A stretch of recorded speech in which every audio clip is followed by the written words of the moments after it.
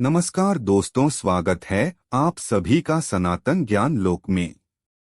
आज हम जानेंगे हिंदू संस्कृति के अनुसार इस ब्रह्मांड में मुख्यतः 14 भुवन या लोक हैं। इससे पहले अगर आप कुछ नया सीखना और जानना चाहते हैं तो चैनल को सब्सक्राइब जरूर करें।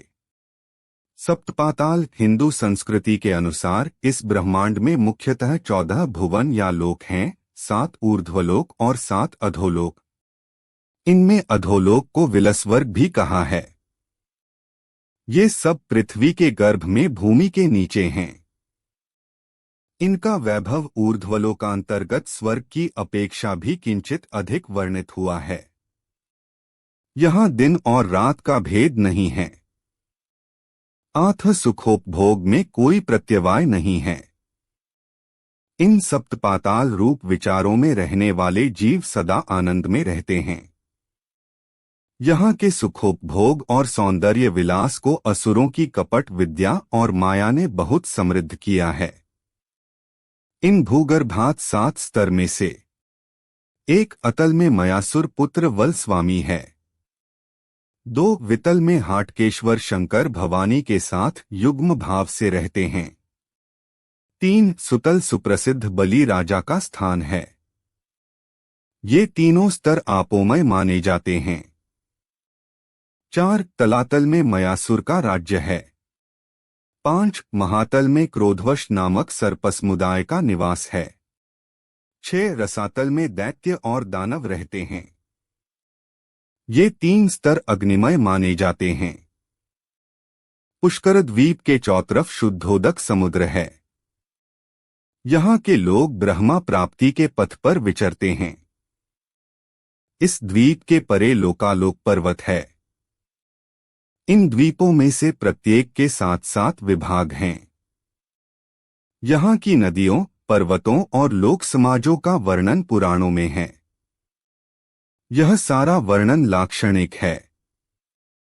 सप्तलोक। यहाँ तक सप्तलोक अंतर्गत भूलोक का वर्णन हुआ। इसके ऊपर दूसरा ऊर्ध्वलोक भुवरलोक है।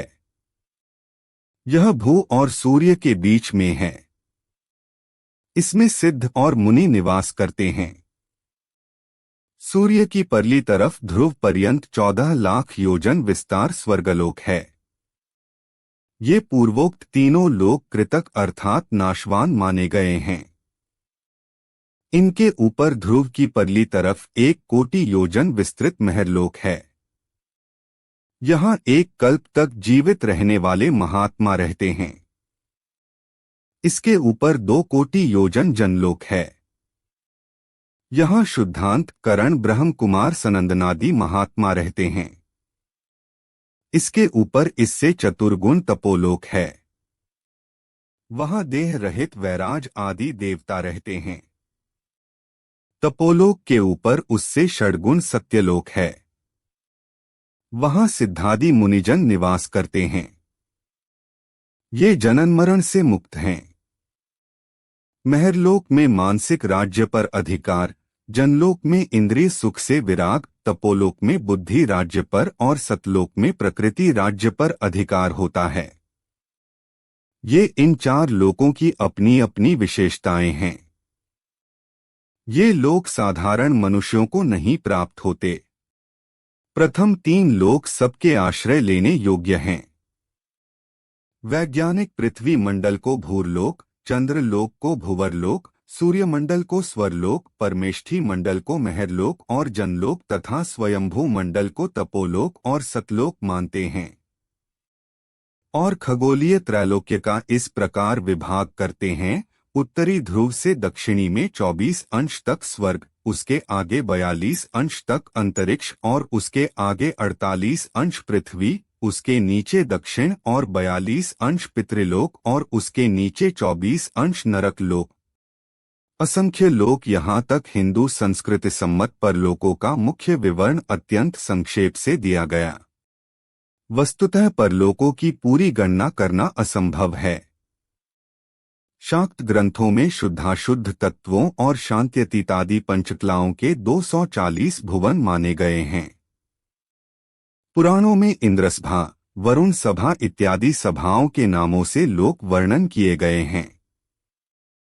वायु, अग्नि, विद्युत आदि विभिन्न तत्वों के लोक, सूर्य, चंद्र, इंद्र, वरुण, यम इत्यादि देवताओं के लोक, उसी प्रकार तंगणपुत्र सृष्टि, विश्वामित्र सृष्टि, सिद्धऋषि मुनियों की विविध सिद्ध संकल्प सृष्टि आदि असंख्य लोक प्रकार पुराणों में वर्णित हैं।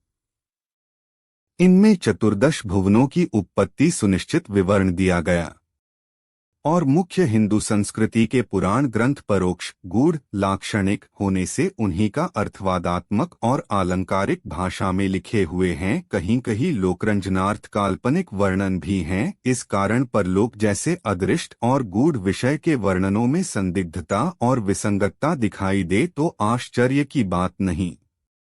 इस दुर्जेय विषय का यथार्थ ज्ञान होने के लिए योग साधना और तद्वित का समाश्रयण, ये ही दो मार्ग प्रशस्त हैं, पर ये भी दुस्साध्य ही हैं। मेरे लिए तो असाध्य ही हो गए। ऐसी अवस्था में मैंने इस विषय में अपनी अनेक शंकाओं के समाधान के लिए श्री शिव गुरु की अंतःस्थ प्रेरणा का भरोसा करके आधुनिक परलोक विद्या प्रयोगों का अवलंबन किया और परलोक के स्वरूप, संख्या और स्थान के विषय में परलोक में स्थित स्वधर्मी तथा परधर्मी परलोकगत व्यक्तियों से आधुनिक परलोक विद्या साधनों के द्वारा बातचीत करके कुछ उद्बोधक तथ्य प्राप्त किए। परंतु आधुनिक पद्धति से अदृष्ट व्यक्तियों के साथ किए हुए इन संवादों को हिंदू संस्कृति के वाङ्मय में समाविष्ट करने के लिए आज की हिंदू संस्कृतनिष्ठ जनता तैयार नहीं हो सकती। इनका प्रामाण्य कम से कम अभी तो विवादास्पद है। ये थी कुछ जानकारी। अगर अच्छी लगी तो लाइक और सब्सक्राइब जरूर करें।